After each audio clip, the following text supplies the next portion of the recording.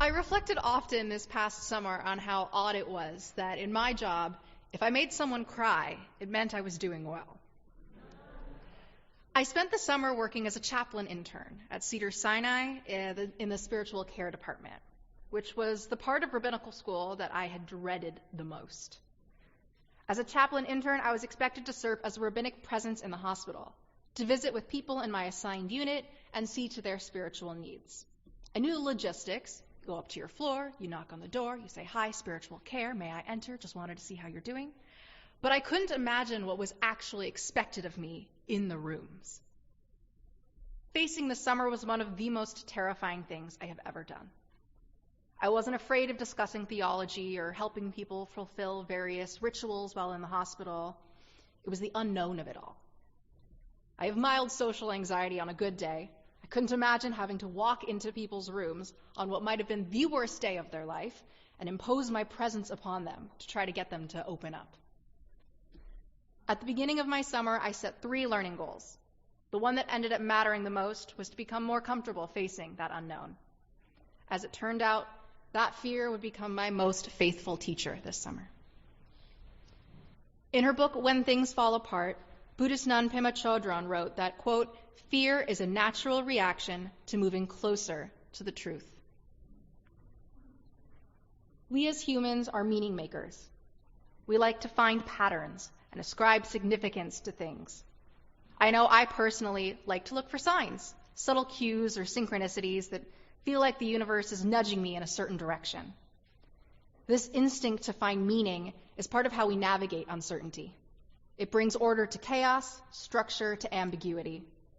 But the deeper truths we're seeking tend to arrive cloaked in discomfort, uncertainty, and especially fear.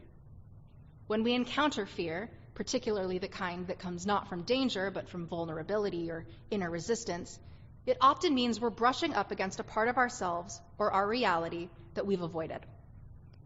It could be a truth we've long buried, or a change we've postponed, or a possibility we've been too afraid to claim.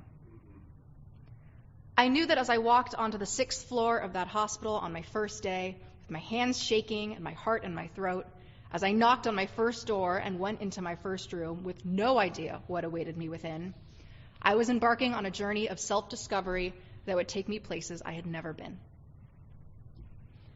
I've just told you about the beginning of my summer, about my fear of not knowing what to do and my fear of not knowing the right way to be. This fear is not new to me, and it's not new to our people. On the 2nd day of Rosh Hashanah, we read what is, to me, the most haunting story in all of Torah, the Akedah, the binding of Isaac. It's a rather strange narrative choice. We're nearing the end of Deuteronomy in our regular Shabbat cycles. It's nearly time to start the reading cycle back over again, but instead we disrupt the flow. We leap backwards, or forwards, to Genesis, to a young Isaac walking up a mountain with his father, to what he thinks is a ritual sacrifice of an animal, while we know that the sacrifice is meant to be him. On Rosh Hashanah, we experience Isaac's early life over the course of 2 days. Yesterday, we read about his birth, his naming, his circumcision. Today, we read about his journey up the mountain with his father. God decided to put Abraham to the test. God called out to Abraham, and Abraham answers, "Hineni, here I am." God says, "Take your son whom you love, go to the mountains of Moriah and sacrifice him." So Abraham saddles his donkeys, takes 2 servants, his son Isaac, and they head for the mountains. We don't know how old Isaac was, though our rabbis have made guesses based on his mother's age when he was born and her age when she died, but I think it's more powerful that we don't know. I choose to imagine him at 13 years old, a bar mitzvah boy before there were bar mitzvahs, ready to go with his father to fulfill God's commandment, though he doesn't know what it is. Abraham says to his servants, "You stay here. The boy and I will continue on." And the 2 walk on together. At this point, Isaac turns to Abraham and says, "Father, we have the firestone and the wood, but where's the sheep for the offering?" And Abraham says, "God will provide the sheep." At this point in the story, I find myself asking, did Isaac know? Did he suspect? Which would be more frightening, to walk alongside his father for 3 days, knowing or suspecting what was about to happen, or to suddenly find out at the top? When they got to the top of the mountain, Abraham bound his son to the altar. At this point, it's safe to say Isaac had figured out what's going on. We don't know if he lay on the altar willingly or if he was forced. The rabbis say he was 37 years old. I say he was 13.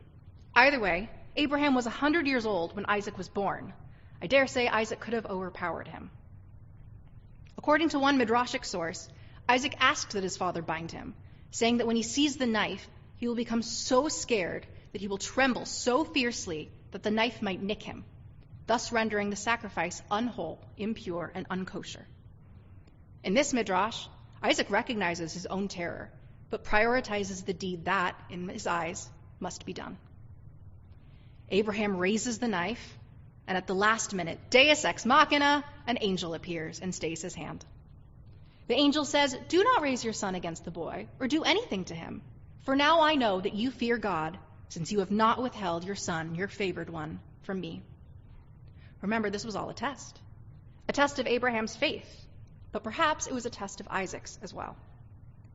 Did Isaac have faith that God would save him, or that his sacrifice was necessary? Like Isaac, we're often brought to moments where we must confront what we do not understand, to recognize that fear is often the edge of transformation, and that observing it with curiosity rather than shutting it down is part of how we grow. The Akedah, the binding of Isaac, doesn't give us clean answers. It ends with interruption, with a voice that stays the hand. But perhaps part of the truth it points to is that our deepest fears can be portals to revelation. Like Abraham, we may hear a call we don't understand. Like Isaac, we may feel the weight of the unknown, but both are transformed in the process. There are two words for fear in Hebrew, pachad and yirah. Pachad means terror or dread, while yirah is often used in reference to God, as in fearing God. Yirah has more connotations of awe, of reverence, of being in the presence of something bigger than oneself. In fact, during the Akedah, when the angel tells Abraham that it knows Abraham fears God, it uses the word yirah. Yesterday, during Rabbi Sher's sermon, maybe many of you heard him talk about pachad in reference to Proverbs. In that particular proverb, we learn that, quote, "Happy is the person who is mefached, fearful or anxious, always." And the verse continues, "But the one who is hard-hearted falls into misfortune." Fear, after all, is natural and human. We cannot harden our hearts against it, treat it as something to be embarrassed of, but it isn't where we're meant to live. It's a signal, not a destination. What would it look like to treat fear not as something to overcome, not only as pachad, but as yirah, something sacred, as something that could contain information, meaning, truth? And this is real and you are completely unprepared. Rabbi Alan Liu says, quote, "We see the void and it terrifies us. It looks to us like utter negation. So we try to set up something in life that affirms our existence, but in the process, we give up our nefesh, the nothingness out of which life arises, the emptiness that gives our life meaning. And we give it up because we are frightened of it." We must find a way to balance our fears, to acknowledge that fear holds a lot of information without losing ourselves or hiding away. Fear taught me a lot this summer. I don't know that I've overcome my fear response to unknown things, and I don't even know if that's possible. But I've made progress in how I hold that fear and how I use it in my encounters.